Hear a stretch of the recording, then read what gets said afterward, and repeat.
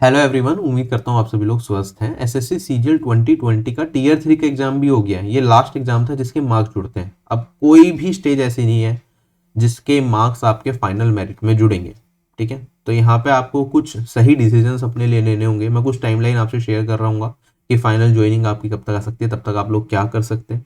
ठीक है, descriptive writing में कौन कौन से टॉपिक पूछे गए थे एस्से और लेटर में, उसके बारे में थोड़ा सा डिस्कशन करेंगे। जो आपकी कॉमन क्वेरीज है उसके ऊपर थोड़ी सी बात कर लेंगे। साथ ही साथ फाइनल आंसर की आपकी कब तक एक्सपेक्टेड है, ये सारी की सारी चीज़ें। तो it will be a very informative video for you और मे बी आपको सही डिसीजंस लेने में मदद करें आगे की स्टेजेस के लिए। स्टार्ट करते हैं। सबसे पहले जो टीयर 3 के टॉपिक पूछे गए थे, एक था effect of covid on the life in India. ठीक है, बहुत सिंपल टॉपिक पूछा गया जो कि एक्सपेक्टेड था काफी टाइम से कि हाँ, कोविड-19 पे कोई ना कोई कहीं ना कहीं किसी ना किसी एग्जाम में तो जरूर पूछेंगे। और ये शुरुआत हो गई एसएससी सीजीएल एग्जामिनेशन से, तो मुझे लगता है कि सभी लोगों को इसके बारे में पता है। ठीक है, सभी लोग इससे गुजर चुके हैं। जब इस तरह का टॉपिक पूछा जाता है तो आपकी राइटिंग स्किल्स मैटर करती है। आपने लिख लिख के कितनी बार प्रैक्टिस करा है, क्या आपने थॉट्स को अच्छी तरीके से आप एक्सप्रेस कर पाए या नहीं कर पाए। ठीक है, तो यहाँ पे मैं हमेशा कहता हूँ कि टॉपिक आप अलग अलग रेंज के टॉपिक्स कवर करके जाएं और साथ ही साथ लिख के प्रैक्टिस जरूर करें। जैसे हमने अभी सीएचएसएल में भी देखा था, तो सीएचएसएल में जो टॉपिक पूछा गया था इससे का वो क्या था, ठीक है, advantages and disadvantages of living in metro cities. ठीक है, तो वो भी आपकी राइटिंग स्किल्स से सारी चीजें मैटर करती है यहाँ पे, क्योंकि ये सबको पता है इसके बारे में, एडवांटेजेस क्या है, डिसएडवांटेजेस क्या है और कोविड-19 से क्या इफेक्ट पड़ा है लाइफ पे, इंडिया पे। इसमें तो बहुत कुछ लिख सकते हैं आप। ठीक है, ये 250 वर्ड्स तो बहुत ही कम है। अगर मैं आपको 1000 वर्ड्स का भी लिखने को दूं तो आप शायद लिख जाएंगे, लेकिन यहाँ पे जिसने कंसाइज वे में अपने थॉट्स को अच्छे से एक्सप्रेस किया होगा, सारी डायमेंशंस को टच किया होगा, वो थोड़ा ज्यादा स्कोर कर जाएगा। बाकी एग्जामिनर के मूड पे तो डिपेंड करता ही है। लेकिन हाँ, अगर इस तरह का ऐसा टॉपिक आता है तो एक चीज तो श्योर हो जाते हैं हम लोग कि अनएक्सपेक्टेड बिल्कुल ऐसा नहीं होगा कि आपको 31-32 नंबर दे दें। अगर आपने ठीक ठाक लिखा है तो एवरेज स्कोर के आसपास आप सभी लोग पहुंच जाएंगे। ठीक है, जैसे पिछली बार 2019 के अंदर सीजीएल में जो टॉपिक पूछा गया था इन्वायरमेंटल इम्पैक्ट असेसमेंट, उसमें तो काफी सारे एस्पिरेंट्स थे जिन्होंने रेलिवेंट काफी सारी चीजें लिखी थी, तो उन्हें डर था कि फेल ना हो जाए डिस्क्रिप्टिव में। ऑल्दो फेल तो नहीं किया है इस चीज के लिए, 31 नंबर दे दिए, बाउंड्री पे पास कर दिया, 30 पासिंग मार्क्स है। बट यस, इस बार कोविड-19 का टॉपिक पूछा गया, जैसे सीएचएसएल में टॉपिक पूछा गया है advantage and disadvantages of living in metro city, तो आप एक एवरेज स्कोर तो सभी लोग कर ही सकते हैं। ठीक है, और जिसने लिख लिख के अच्छी प्रैक्टिस करी है वो काफी ज्यादा स्कोर भी कर सकता है। तो डर तो नहीं है मेरे ख्याल से। यहाँ पे सभी एट द एंड हैप्पी होंगे टॉपिक को देख के कि सबने कुछ ना कुछ लिख दिया, ऐसा नहीं हुआ कि बिल्कुल ही अनएक्सपेक्टेड चीजें चली। दूसरा जो प्रेसी था वो बताया जा रहा है कि psychotropic drugs in ancient and modern era, इससे रिलेटेड पूछा गया था। ठीक है, जो वर्ड लिमिट रही होगी मेरे हिसाब से, जो पिछली बार थी इंग्लिश में 90 वर्ड थी, हिंदी में 100 वर्ड थी, हो सकता है इस बार भी यही हो। मैंने ज्यादा डिस्कशन इसके बारे में किसी से किया नहीं है। ठीक है, तो प्रेसी राइटिंग भी तो सिंपल होता ही है। ठीक है, इसमें भी आपकी राइटिंग स्किल्स मैटर करती है, आप किस तरह से चीजों को रिप्रेजेंट करते हैं। मैंने कुछ प्रेसी राइटिंग पिछले साल की कॉपीज भी आपको दिखाई थी, हाई स्कोर्स की, उन्होंने कैसे लिखा, कैसे कंसाइज वे में आपको चीजें लिखनी होती है। तो मे भी उन चीजों से आपको थोड़ी बहुत मदद मिली और बाकी आपने प्रिपरेशन अच्छे से करी होगी, तो किसी के लिए भी अनएक्सपेक्टेड चीजें यहाँ पे नहीं रही, अच्छी चीज है। अब हम आगे बढ़ते हैं, तो कहीं ना कहीं अब टीयर 2 का जो मार्क्स होंगे वो मैटर करेंगे फाइनल सिलेक्शन में बहुत ज्यादा। दूसरी चीज, कुछ क्वेरी आ रही थी, जैसे कुछ लोग हैं जो प्रेसी का टाइटल नहीं दे पाए। ठीक है, और उन्होंने फिर क्या करा, जो बॉक्सेस होते हैं बॉक्सेस के बाहर टाइटल लिख दिया कुछ इस तरीके से। तो उनकी क्वेरी ये आ रही थी कि यूएफएम हो जाएगा क्या, वो फेल हो जाएंगे? ऐसा कुछ नहीं है।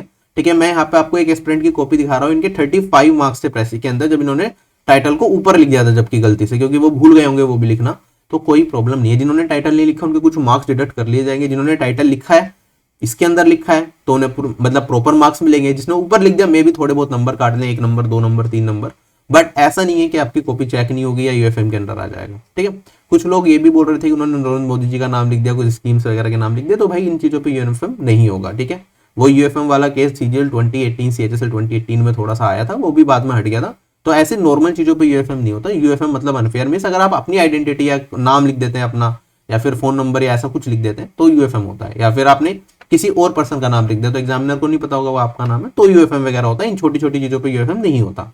ठीक है, एक पर्सन ने कहा कि सर मैंने पेंसिल से अंडरलाइन कर दी, ठीक है, जो भी इंपॉर्टेंट वर्ड्स थे, तो क्या इससे यूएफएम आ जाएगा? मेरे ख्याल से तो इसमें भी यूएफएम नहीं होगा। ठीक है, कोई 2 पेन यूज कर लेते हैं, तो मैंने तो नहीं देखा किसी की मल्टी पेन यूज करने की वजह से किसी को यूएफएम दिया हो या कॉपी वैल्यूएट ना की गई हो। बट रिकमेंड मैं हमेशा यही करता हूँ कि आप जो कॉपी है उसमें एक ब्लू पेन से ही लिखें पूरा का पूरा, और वही पेन यूज करें, मल्टी कलर पेन्स ना यूज करें।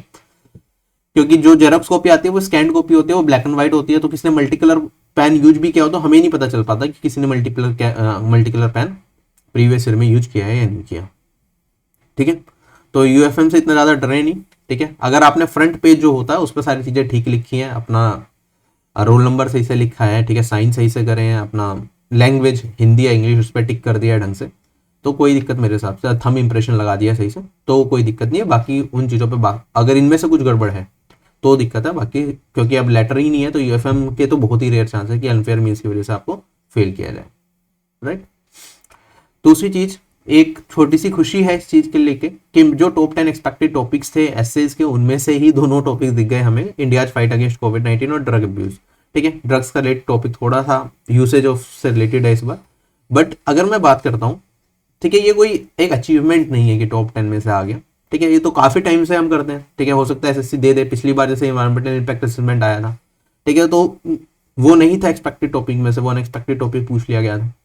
तो जरूरी नहीं होता कि जो एक्सपेक्टेड हो उसी से आए। कोशिश मैं ये करता हूँ कि wide range of topics cover करूँ। टॉप 10 के साथ साथ मैंने पूरी एक लंबी लिस्ट दी थी, उसमें 60 से 70 कम से कम ऐसे टॉपिक होंगे जो मैंने कहा था कि ये देख के चले जाना, इस पे लिखने की थोड़ी सी प्रैक्टिस कर लेना, किसमें से कुछ भी आ जाए, तो उनमें से कोई सा आ सकता था। तो ये कोई मतलब ये कोविड-19 एक बहुत ही नॉर्मल टॉपिक आया। अगर किसी ने भी एक्सपेक्टेड एसेज की टॉपिक की वीडियो बनाई होगी तो उसने कहा होगा कि कोविड-19 प्रिपेयर करके जाना। ठीक है, इट्स वेरी सिंपल, तो कोई क्रेडिट वाला सीन यहाँ पे बिल्कुल भी नहीं है। ठीक है, बस मैंने शेयर कर दिया था ये टेलीग्राम पे इस चीज के लिए कि खुशी है, चलो दोनों इसमें टॉप 10 में से ही आ गए। ठीक है, टॉप 50 में से आते हैं, टॉप 40 में से आते हैं, चलो लास्ट में आ गया, इतने सारे टॉपिक दे दिए तो उनमें से तो आ ही जाता, लेकिन स्टार्टिंग में से आया, दोनों ही इसमें से आ गए, तो थोड़ी खुशी थी कि आप लोगों के लिए भी आसानी होगी। जिन लोगों ने ये प्रिपेयर कर लिया तो उन्हें थोड़ा सेंस ऑफ अचीवमेंट मिल गया होगा कि हाँ चलो ये तो देख ही लिए थे, इसके बारे में कुछ इंपॉर्टेंट पॉइंट्स हाईलाइट कर लिए होंगे, कुछ लिख लिख के, टॉप 10 टॉपिक्स में से है तो लिख लिख के भी प्रैक्टिस कर ली होगी, तो मे भी चीज़ें आप लोगों के लिए आसान रही है। ठीक है, और कुछ नहीं है। जैसे CHSL में आया था advantage and disadvantage of metro cities, तो बिल्कुल ही लिविंग इन मेट्रो सिटीज तो बिल्कुल छोटे बच्चों वाला टॉपिक था, तो यह क्या ही करें इसमें। ठीक है, letter to address the problems due to increase in stray dogs in locality, ये लेटर का टॉपिक था CHSL 2020 में। तो आप ये चीज ऑब्जर्व कर सकते हैं कि दोनों CGL और CHSL में जो टॉपिक पूछे गए हैं उसमें आपकी राइटिंग स्किल्स बेसिकली चेक की गई है, ना कि आपकी knowledge on a particular topic. ठीक है, तो लिख लिख के प्रैक्टिस, जैसे कि मैं हमेशा कहता हूँ, वो आपको करनी है। अभी MTS का भी पेपर आना है, MTS में तो चॉइस बहुत ज़्यादा देते हैं, तो उसके लिए तो डिस्क्रिप्टिव की ज़्यादा टेंशन लेनी है, उसके मार्क्स भी नहीं जुड़ने होते, क्वालिफाइंग होता है। ठीक है, अगले साल अभी बहुत टाइम है, तो छोड़ो इसे। ये CGL 2019 टीयर 3 के टॉपिक्स हैं, ये 2018 का टॉपिक है, 2017 का टॉपिक है, 2016 का टॉपिक है। चलो अब हम आगे बात करते हैं स्किल टेस्ट, CPT और DGST। ठीक है, तो इसमें दो चीज़ें होती हैं आपकी। ठीक है, कुछ पोस्ट के लिए तो जरूरी होता ही नहीं है कि आप दें या ना दें, जैसे असिस्टेंट ऑडिट ऑफिसर हो गया, JSO हो गया, या फिर आप और किसी पोस्ट पे जाते हैं, हर किसी के लिए CPT और DGST देना इंपॉर्टेंट नहीं है, वो वैकेंसी लिस्ट में सारी चीज़ें लिखी होती हैं। एक अलग से अगर मैं वीडियो बनाऊंगा कि CPT DGST की तैयारी कैसे करें तो उसमें डिस्कस कर लेंगे, वरना मैंने पहले भी बनाई हुई है, पिछले साल भी बनाई थी वीडियो, वो भी रेफर कर सकते हैं, कोई चेंजेस नहीं है उसमें। ठीक है, ऐसे ही CHSL स्किल टेस्ट के लिए काफी लोग बोल रहे थे कि एक अलग से वीडियो बना के बता दो टाइपिंग वगैरह कैसे सीखें, तो उसके लिए मैंने वीडियोज बना रखी हैं पहले भी, बट कोशिश करूंगा एक वीडियो अगर 2 या 3 दिन में मुझे टाइम मिला, एक छोटी सी वीडियो बना लेंगे 10 मिनट की, जिसमें CGL का डिस्क्रिप्टिव और CHS का डिस्क्रिप्टिव एक बार दोबारा से डिस्कस कर लेंगे, जो लोग नए एस्पिरेंट्स हैं, जिससे कि उन्हें लेटेस्ट पैटर्न के हिसाब से सारी चीजें क्लियर हो जाए। ठीक, तो इसके लिए बस ये अभी से मैं ये कहूंगा, स्किल टेस्ट की अगर आप प्रिपेयर करना चाहते हैं तो थोड़ी थोड़ी टाइपिंग सीख लें। ठीक है, CGL की टाइपिंग वैसे भी बहुत आसान होती है, 27 वर्ड पर मिनट की आपको टाइपिंग स्पीड चाहिए होती है, जनरली 2000 की डिप्रेशन करने होते हैं 15 मिनट के अंदर। ठीक है, कंप्यूटर पे ही अब तो टाइपिंग होती है, तो कोई सा भी एक टाइपिंग सॉफ्टवेयर जनरली मैं टिप 10 रिकमेंड करता हूँ, मैंने उससे सीखी थी। बाकी आप कोई भी ऑनलाइन सॉफ्टवेयर या कुछ भी यूज करके धीरे धीरे दिन का 1 घंटा भी देंगे तो भी आप, जब तक आपकी बारी आएगी स्किल टेस्ट की, तो बहुत अच्छे हो जाएंगे इसके अंदर। ठीक है, 1 घंटा भी ना दें तो आधा घंटा दे लो, या फिर रिजल्ट आ जाए आपका उसके बाद कर लेना, जब आपका टीयर 2 का रिजल्ट आ जाए, जो कि शेड्यूल्ड है आपका 23 अप्रैल को। बात करते हैं टीयर 2 की आंसर की कब तक आएगी। लास्ट ईयर 8 दिन के अंदर आंसर की आ गए थे, जो लास्ट पेपर था टीयर 2 का 8 दिन भी नहीं बल्कि जल्दी आ गई थी। ठीक है, ये 8 दिन भी गलत लिखा है आपका, पहले 15, 16 और 18 तारीख को पेपर था डिस्क्रिप्टिव का। लास्ट ईयर जो आपकी आंसर की आई थी वो 27 नवंबर को आई थी, और जो लास्ट ईयर 2 का पेपर हुआ था वो आपका हुआ था 18 नवंबर को, तो 9 दिन के अंदर आंसर की आ गई थी। ठीक है, अगर मैं इस बार भी 9 दिन का काउंट करता हूँ तो आप देखेंगे कि जो लास्ट पेपर हुआ है टीयर 2 का वो 3 तारीख को हुआ है, 3 फरवरी को, तो एक्सपेक्टेड है कि 12-13 फरवरी तक आपका टीयर 2 की आंसर की आ जाए। ठीक है, उससे काफी अच्छा आइडिया लग जाएगा। फिर हम एनालिसिस भी कर लेंगे फाइनल एक्सपेक्टेड कट ऑफ क्या जा सकती है। ठीक है, उसके हिसाब से थोड़ा सा आप डिसाइड कर सकते हैं। अगर आप जो मैं एक्सपेक्टेड कट ऑफ बताऊंगा उससे बहुत ज्यादा पीछे हैं तो डेफिनेटली आप अगले साल की तैयारी के लिए मूव ऑन कर सकते हैं। बाकी लोग ठीक है, एक रफ आइडिया लगेगा उससे भी। और ये 12 फरवरी के आसपास अगर हम एक्सपेक्ट करते हैं तो अभी ये मे बी इस वीकेंड आ जाए, संडे तक या मंडे तक आपको आंसर की मिल जाए। मे बी फ्राइडे को भी आ सकती है, जनरली शाम को 6 बजे आती है। ठीक, अगर मैं फाइनल ज्वाइनिंग तक की बात करता हूँ कि कब तक हो सकती है, अब देखो ये सीजीएल 2020 टीयर 2 का जो रिजल्ट आ रहा है वो 30 अप्रैल को आ रहा है। सीजीएल 2019 टीयर 2 का रिजल्ट आया था 19 फरवरी 2021 और जो फाइनल रिजल्ट की डेट दी गई थी वो दी गई थी लगभग एक साल बाद 15 फरवरी 2022। ठीक है, तो टीयर 2 के रिजल्ट के बाद एक साल का टाइम लगा था फाइनल रिजल्ट के लिए। अभी तो इस पे कोर्ट केस चल रहा है, अब देखते हैं 15 को आता है नहीं आता, उम्मीद तो है बाकी। लेकिन अगर मैं बात करता हूँ ये अगर ये अप्रैल में आ रहा है तो इस हिसाब से अगर मैं इस टाइमलाइन को फॉलो करता हूँ तो अगले साल अप्रैल में आप मान के चलेगी फाइनल रिजल्ट आएगा 2020 का। और अप्रैल को भी अगर मैं चलो थोड़ा और बेटर ले लूं कि चलो एसएससी थोड़ा सा फास्ट काम कर ले तो मे बी फरवरी मान लो, जनवरी मान लो। ठीक है, 2-3 महीने कम कर सकते हैं हम। तो इसमें अभी बहुत टाइम है फाइनल रिजल्ट आने में। ठीक है, अभी स्किल टेस्ट होगा, आपका डीवी होगा फाइनल रिजल्ट, और टीयर 2 के बाद टीयर 3 का रिजल्ट भी आएगा। तो ये सारी चीजें चलती रहेंगी धीरे धीरे। उसके बाद मान लो फाइनल रिजल्ट आ गया आपका, मैंने मान लिया फरवरी में आ गया, तो जो ज्वाइनिंग होगी जैसे सीएसएस हो गया, एमई हो गया, मिनिस्ट्री की जो जॉब्स हैं ये तो 2 से 3 महीने के अंदर आपको जॉब दे देते हैं। ठीक है, तो मे भी अगले साल अप्रैल तक आप मान के चलें कि इनकी पोस्टिंग होए आपकी। और अगर आप सीजीडीए में जाते हैं जिसमें जनरली 6 से 7 महीने भी लग जाते हैं पोस्टिंग आने में, ऑडिटर इन सीजीडीए, या फिर आप सीबीडीटी इनकम टैक्स डिपार्टमेंट या फिर CBIC central board of indirect taxes and customs, तो इसमें 6 से 10 महीने आराम से लग जाते हैं फाइनल ज्वाइनिंग आते आते। जैसे सीजीएल 2018 की कुछ लोगों की ज्वाइनिंग अभी चल रही है। ठीक है, तो आप देखेंगे यहाँ पे तो टोटल जो पीरियड है ये काफी ज्यादा है। मे बी ऐसा हो सकता है कि 2023 के एंड में जाके कुछ लोगों की ज्वाइनिंग लगे। ठीक है, जो एक्साइज डिपार्टमेंट या इनकम टैक्स डिपार्टमेंट ज्वाइन करते हैं। तो आपके पास अब कोई भी एग्जाम ऐसा तो बचा नहीं है जिसके मेरिट में मार्क्स जुड़ने हैं। और अगर आप श्योर हो कि आपने बहुत अच्छा पेपर दिया है और आपके सिलेक्शन के चांसेस बनते हैं और इनमें से कोई डिपार्टमेंट आपको लेना है, तो आपके पास पूरा पूरा 1 साल तो है ही, और ये 1.5 साल भी बन सकता है, 1.25 साल भी बन सकता है, depending upon the department which you chose.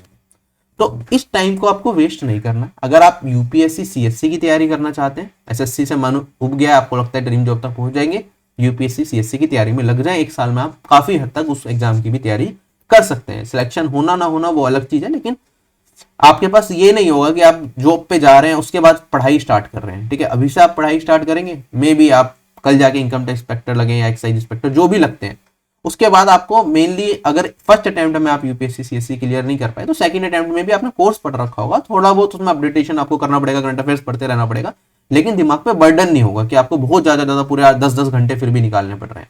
ठीक है, वो चीज नहीं होगी। तो अभी से आप डिसीजन ले अपनी लाइफ की कि आगे क्या करना है। जिन लोगों को बस एसएससी सीजीएल से ही जॉब करनी है और लग रहा है कि इस बार जॉब मिल जाएगी ड्रीम जॉब तक, तो 1 साल घर में खाली बैठोगे क्या? नहीं बैठोगे। तो इसके लिए आप सोचें कि पार्ट टाइम कहीं जॉब कर लें या कुछ ना कुछ ट्राई कर लें इस फील्ड से रिलेटेड, या फिर अगर फाइनेंशियल कंडीशन बहुत अच्छी है अपनी हॉबीज वगैरह परस्यू कर लें, या कुछ ना कुछ करते रहें। खाली बैठोगे डिप्रेशन आएगा। ठीक है, रोज ट्विटर कैंपेन भी नहीं कर सकते कि रिजल्ट दो जल्दी। ठीक है, वो जो टाइमलाइन वो फॉलो कर रहे हैं अपने हिसाब से कर ही रहे हैं। ठीक है, जो बहुत ज्यादा डिले होता है तो हम लोग आते हैं साथ में, वरना अब समझने की आप कोशिश करें चीजों को कि हर चीज हमारे हाथ में भी नहीं है। जो प्रोसेस जैसा है अभी फिलहाल के लिए तो वही चल रहा है, आपके पास एक रफ आइडिया है ना चीजों को लेके कि ये चीजें चलेंगी, तो सही डिसीजन लें, इस पर टाइम वेस्ट ना करें। जिन लोगों को लगता है कि बहुत अच्छा पेपर मेंस का नहीं गया है, चलो क्या पता जॉब लग जाए लेकिन ड्रीम जॉब तक नहीं पहुंच पाएंगे। ठीक है, ये दिमाग में आ रहा है। तो अभी आपने लेटेस्ट एग्जाम दिया है अपना सीजीएल का। ठीक है, आपको पता है आपकी कमियां कहाँ कहाँ हैं, कौन कौन से टॉपिक्स हैं जो आप रिवाइज नहीं कर पाए, कौन कौन से टॉपिक्स हैं जिसमें आपको क्वेश्चंस करने में ज्यादा टाइम लग गया। ठीक है, आपकी स्पीड नहीं बन पाई, तो उसका एनालिसिस करना है आपको, अपनी कमियां ढूंढनी है और उस पर काम करना है धीरे धीरे। ठीक है, उसे इंप्रूव करना है कि अगली बार अगर आप सीजीएल 2021 दें तो वो आपका लास्ट अटेम्प्ट हो। ठीक है, क्योंकि हो सकता है सीजीएल 2022 से सीईटी आए, उसमें थोड़े बहुत बदलाव आ जाए या कुछ भी हो। ठीक है, बाकी फिलहाल सीजीएल 2021 अगर आप टारगेट लेके चल रहे हैं, ठीक है, इस बार बहुत अच्छा पेपर नहीं कर पाए तो तैयारी में अभी से लग जाएं। ठीक है, मैं ये नहीं कह रहा आपको किसी कोर्स की जरूरत है, कुछ नहीं, क्योंकि अगर आपने टीयर 2 की तैयारी बहुत अच्छे से करी है, ठीक है, एक अच्छे अटेम्प्ट आप करके जा रहे हैं, तो आपको सिर्फ सेल्फ एनालिसिस और प्रैक्टिस की जरूरत है। उस पर आप अपना 100% फोकस रखें और अभी से लग जाए। ठीक है, टाइम को वेस्ट बिल्कुल भी ना करें किसी भी चीज के लिए, ना ही मेरे एनालिसिस के वेट के लिए या फिर किसी और चीज के लिए। ठीक है, खुद को पता होता है कि हम कितने पानी में हैं, हमने बहुत अच्छा किया या बेकार किया। ठीक है, एवरेज वाले थोड़ा भटकते हैं क्योंकि उन्हें कंफ्यूजन रहती है कि क्या होगा क्या नहीं होगा, बट आप अगर टॉप पे हो तो भी आपको पता है आगे के डिसीजन आप बड़े आसानी से ले सकते हो। अगर आप नीचे की साइड हो, चांसेस कम लग रहे हैं, तो भी आप डेफिनेटली अपने आगे के एफर्ट्स लगाने अभी से स्टार्ट कर दें। ठीक है, तो टाइम सबसे ज्यादा प्रीशियस होता है हमेशा। ठीक है, एक बार आपकी जॉब लग गई तो चीजें ठीक रहेंगी, तब तक काफी ज्यादा चीजें आपको लाइफ में फेस करनी पड़ेंगी। हो सकता है जिन लोगों ने अभी अच्छा एग्जाम दिया है, रिजल्ट मतलब जिन्हें बहुत अच्छे चांसेस है कि सिलेक्शन हो ही जाएगा, अच्छी जॉब भी मिल जाएगी, आप लोगों के लिए भी बिलीव मी ये 1-1.5 साल जो होगा जब तक आपकी ज्वाइनिंग आएगी, ये बहुत स्मूथ पीरियड नहीं रहने वाला।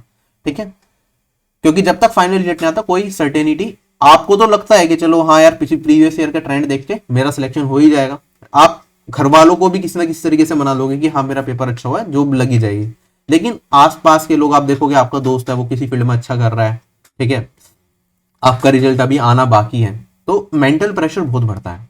ठीक है, तो उसके लिए कोई ना कोई आप काम स्टार्ट करते हैं अभी से, जिन लोगों को लग रहा है कि वो फाइनल जॉब तक पहुंच जाएंगे। ठीक है, तो इस वीडियो में सिर्फ इतना ही, और ज्ञान की बातें फिर कभी करेंगे। बाय बाय, टेक केयर, जय हिंद।